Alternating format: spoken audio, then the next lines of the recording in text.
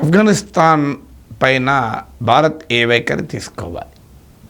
ఆఫ్ఘనిస్తాన్లో తాలిబాన్లు అధికారంలోకి వచ్చారు, ఇది రియాలిటీ. మనం అవునన్నా కాదన్నా ఆఫ్ఘాన్ ప్రజల్ని పాలిస్తుంది తాలిబాన్.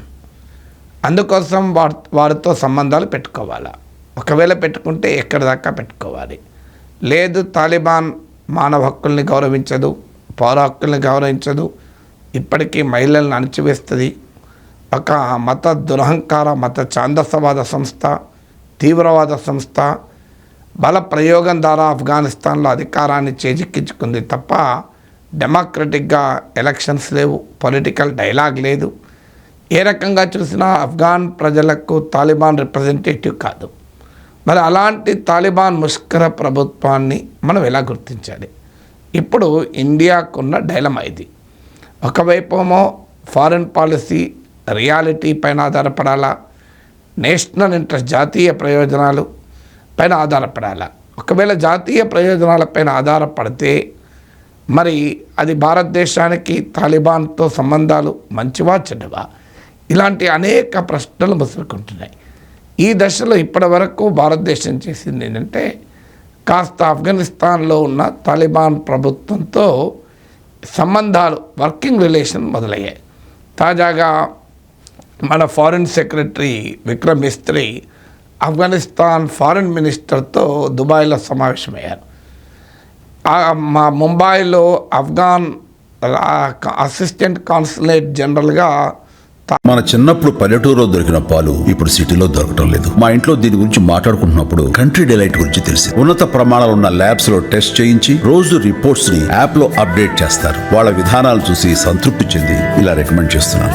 ఇప్పుడే కంట్రీ డిలైట్ యాప్ ని డౌన్లోడ్ చేసుకోండి. Download the country delight app now. Taliban నియమించిన వ్యక్తిని, తాలిబాన్ ప్రతిపాదించిన వ్యక్తిని భారతదేశం అంగీకరించింది.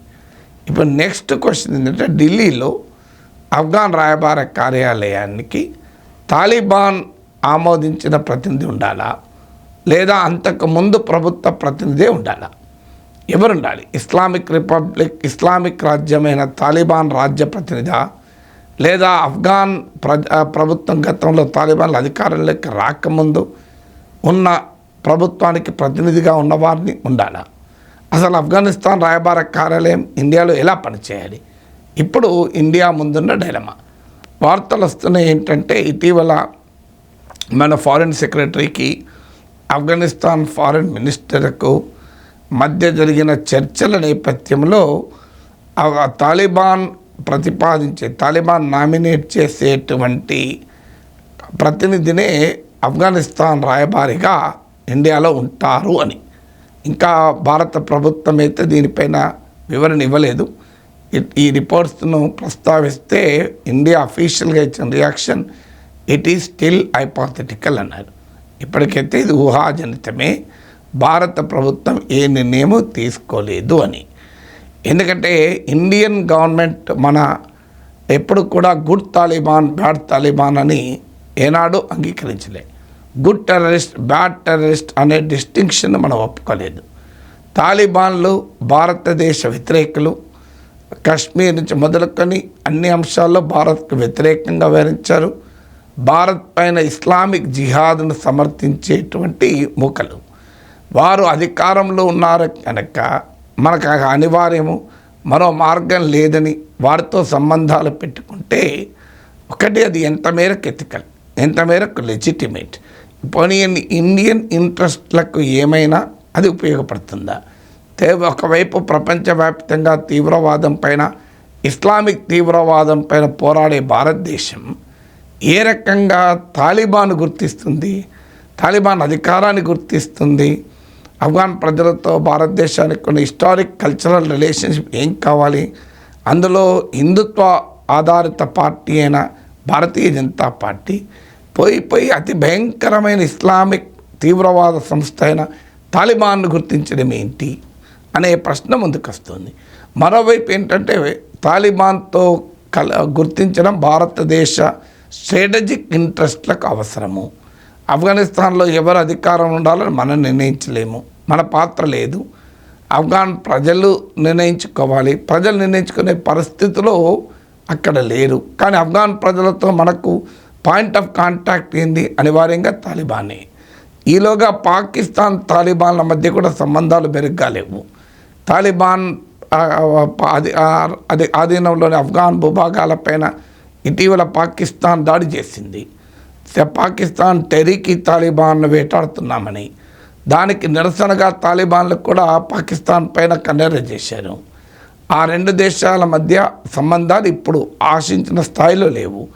అందువల్ల పాకిస్తాన్ ఐసోలేట్ చేయడానికి కూడా తాలిబాన్లతో కలవడము అవసరము అనే వాదన ఒకటి. కానీ ఎన్ని చెప్పినా అల్టిమేట్గా ఏనుగు తోలు నలుపు నలిపే కానీ తెలుపు కాదన్నట్లు తాలిబాన్లు బై నేచర్ యాంటీ ఇండియన్. ఇవాళ కాకపోతే రేపైనా మళ్ళీ పాకిస్తాన్తో కలుస్తారు. ఎందుకంటే పాక్ సృష్టించిన మూకలే తాలిబాన్ ప్రభుత్వంలో ఉన్న హక్కానీ నెట్వర్క్, అలా హోమ్ మినిస్టర్ సిరాజుద్దీన్ హక్కానీ, వీళ్ళంతా పాకిస్తాన్ ఎట్లా చెప్తే అట్లా వ్యవహరించేవాళ్ళు.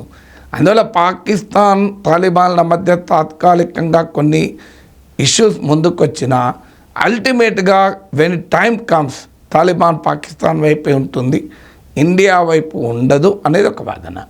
ఇప్పటికే China, Russia, Iran, United Arab Emirates, Qatar, అలాగే కొన్ని సెంట్రల్ ఏషియన్ రిపబ్లిక్స్ తాలిబాన్తో దౌత్య సంబంధాలు పెట్టుకున్నాయి. వారి వ్యూహాత్మక కారణాల రీత్యా ఆఫ్ఘనిస్తాన్లో అమెరికా బలగాలు ఉండి తాలిబాన్కి అధికారం అప్పచెప్పి వెళ్ళాయి కనుక యాంటీ అమెరికన్ పొజిషన్ తీసుకునే చైనా, రష్యా, ఇరాన్ ఈ మూడు దేశాలు తాలిబాన్ ముందుగా గుర్తించాయి. ఎందుకంటే వారికి యాంటీ యుఎస్ ఫోర్స్గా మాత్రమే తాలిబాన్ చూస్తున్నారు. యాంటీ యుఎస్ ఫోర్స్ ఆఫ్ఘనిస్తాన్లో ఉండడం తమ స్ట్రాటజిక్ ఇంట్రెస్ట్లకు లాభమని భావించారు. కానీ ఇండియాకు ఆ ఆబ్లిగేషన్ లేదు. మనమేమి యాంటీ అమెరికన్ స్ట్రాటజిక్ ఇంట్రెస్ట్లను ప్రమోట్ చేసే దేశం కాదు మనం. పైగా మనకు అమెరికాతో స్ట్రాటజిక్ రిలేషన్షిప్ ఉంది, వ్యూహాత్మక బంధం ఉంది. అందువల్ల ఆ కారణం అమెరికా, చైనా, రష్యా, ఇరాన్లు కలవడానికి మనకు సంబంధమే లేదు. చైనా, రష్యా, ఇరాన్లు తాలిబాన్ గుర్తించడానికి అమెరికా వ్యతిరేకత మూలం, మనకు ఆ ఫ్యాక్టర్ లేదు. ఖతార్ గుర్తించడానికి ప్రాతిపదిక ఖతార్ అనేక రకాల తీవ్రవాద శక్తులకు కూడా అడ్డాగా ఉంటుంది.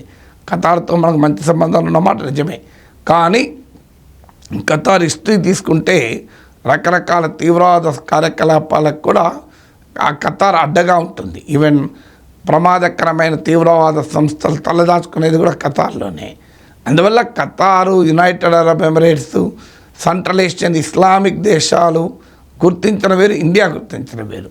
ఇప్పటికి ఒక 16 దేశాలు ఆఫ్ఘనిస్తాన్ ప్రతినిధిగా మేము తాలిబాన్ గుర్తించమని కూడా చెప్పాయి. అందువల్ల ఇండియాకి ఇది ఒక పెద్ద డైలమా. తాలిబాన్ ప్రతినిధిని అధికారికంగా ఢిల్లీలో ఆఫ్ఘాన్ రాయబారిగా డిప్లొమాటిక్ రెస్పెక్ట్ ఇచ్చి ఒక టెర్రరిస్ట్ను యాక్సెప్ట్ చేస్తామా, లేదు రియాలిటీ అది ఫారిన్ పాలసీ అనేది మన నేషనల్ ఇంట్రెస్ట్లకు ఇదే ఉపయోగపడుతుంది అని గుర్తిస్తారా, లేదా ఇది భారతదేశ ప్రిన్సిపల్ పొజిషన్కు వ్యతిరేకంగా తాలిబాన్తో ఈ మేరకు ఉన్న రిలేషన్ చాలు, ఇక ఎన్వాయిడ్ టు డిప్లొమాటిక్ రిలేషన్స్ అవసరం లేదు అని భావిస్తారా? ఇప్పుడు మోడీ ప్రభుత్వం ముందున్న డైలమా ఇది.